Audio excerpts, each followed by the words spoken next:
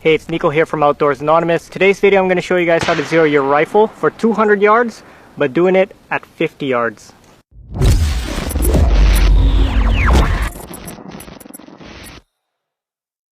So why would you want to zero your rifle for 200 yards, but why would you want to do it at 50 yards? Well, today I've got my Savage Axis XP here with me. If I try to zero this thing at 200 yards, there's going to be too many factors that might throw some shots off. If I was shooting my Remington 700 in 6.5 Creed, I'd be able to shoot confidently at 200 yards and know that I'm not throwing those shots off, or it's not being affected by other factors like shooter error or anything like that. It's just a way more stable rifle to shoot. It's got a bipod, it's got a muzzle brake, it's a heavy barrel, it's in a chassis.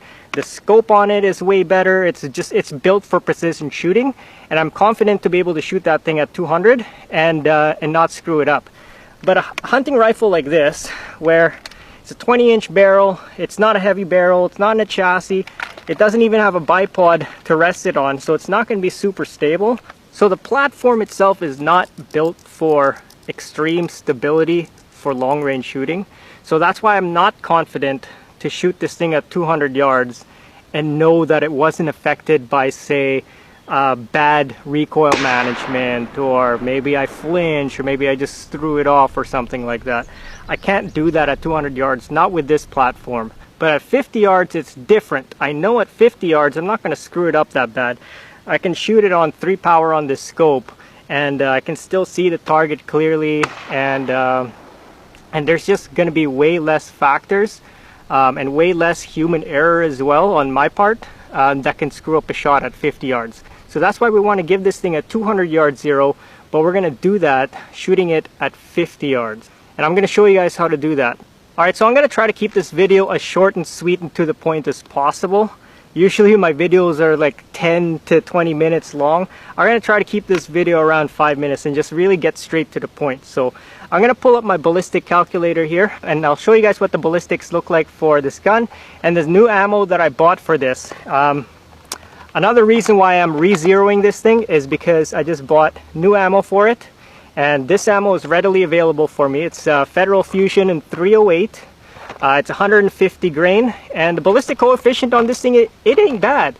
It's 0.414 or something like that, so it's not bad at all. It's better than the Seiko game heads I was using previously, and the Federal Power Shocks that I was using before that. Power Shocks had like a 0.27 ballistic coefficient or something like that, or 0.313 or something, but this is 0.414, so it's got better ballistics than the other ones that I was using previously. So that's why I'm going to re-sight this rifle in. And also, another reason is I did previously have this rifle sighted in at 100 yards, or actually 100 meters, but we're changing our zero now to 200 yards, and I have a different video coming up explaining exactly why I did that. So make sure you guys stay tuned for that video. Alright, so pulling up the ballistic calculator app over here on my phone. In the video I'm just going to have it posted somewhere over here off to the side so you guys can see what I'm looking at.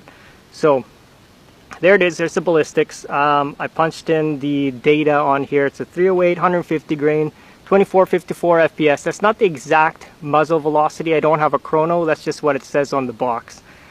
Sight height 2 inches, zero range, 200 yards.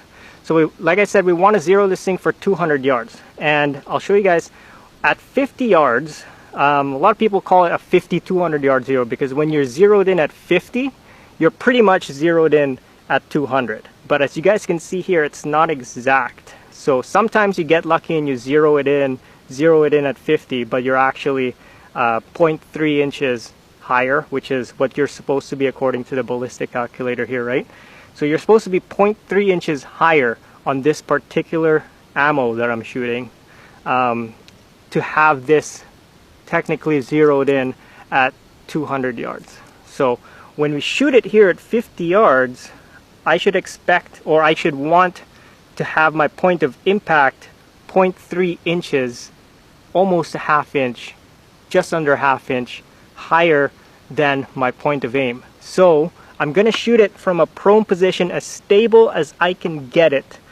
Again, this gun is not the most stable in the world. There's muzzle rise, it's not a precision rifle. So I'm going to shoot as accurately and as stable as possible at my target over there 50 yards away, and we'll see if we can get it so that the point of impact is 0.3 inches higher than my point of aim. So I'm going to shoot not at the middle bullseye.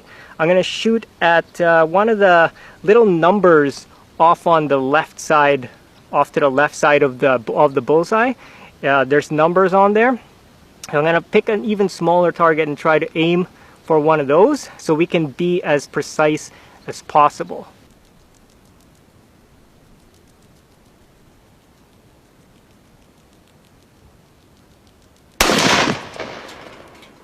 Alright, so we're shooting about an inch high by the looks of it right now.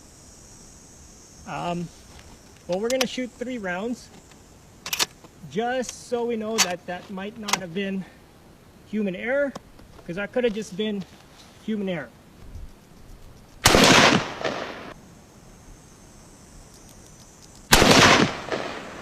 So I was aiming at this number 6 right there. So we're definitely about, we're about 1.5 inches high. Actually, I was aiming right there, 1.5 inches. So we want to move it. If we were shooting at 100 yards, we would move it 6 clicks. So 1, 2, 3, 4, 5, 6. It's a quarter inch per click. So we're at 50 yards, so we want to times that by 2. That's 12 clicks, and we should be shooting right there. Okay? So we'll shoot for number 6 again after we make the adjustment. Alright, so we'll make the adjustment here real quick, and what we'll do is we'll actually let the barrel cool down a little bit as well. So we want to go down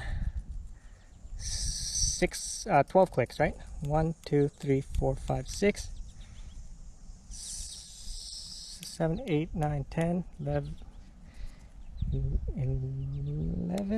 12. There you go. This scope is convenient because it's got this little knob that you can just turn. So that should put us, we'll go a little bit less actually, because we want to be 1/2 inch higher, right? So we'll go dial it back up. 2, 3, 4. We'll dial it back up. We dialed it back up 3 clicks. So essentially we brought it down 9 clicks. So that would be divided by 2, 4.5. So that would be 1 inch and 1 inch and about 1/4 or something like that, lower than what we were shooting before. So that should put us at about 50 yards, being about 1/2 inch, or hopefully just under 1/2 inch high at 50 yards. But yeah, we'll let the barrel rest there and cool off for a little bit. Grab a drink of water because it is a hot day today, man. This sun, it's a scorcher out here today. We'll shoot at that same number 6 again.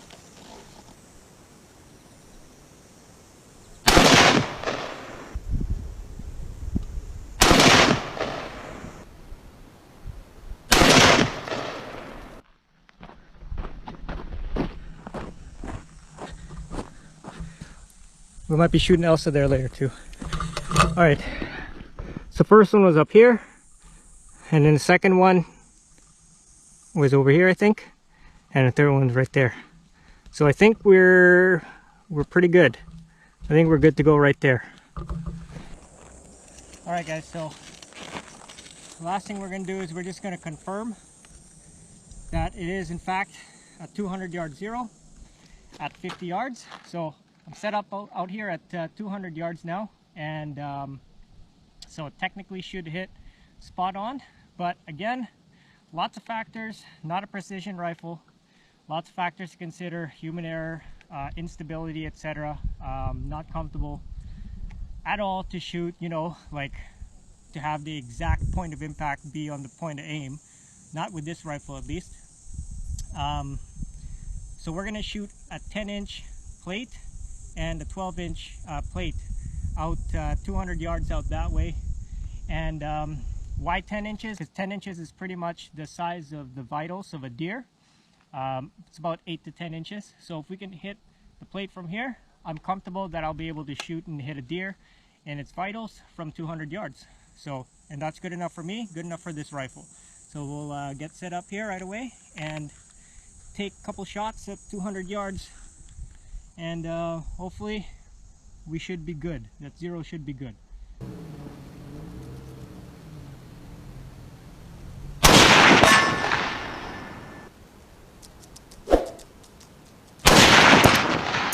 Boom.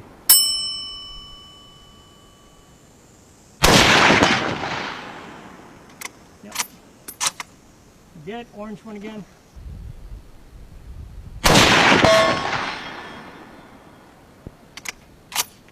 Right on.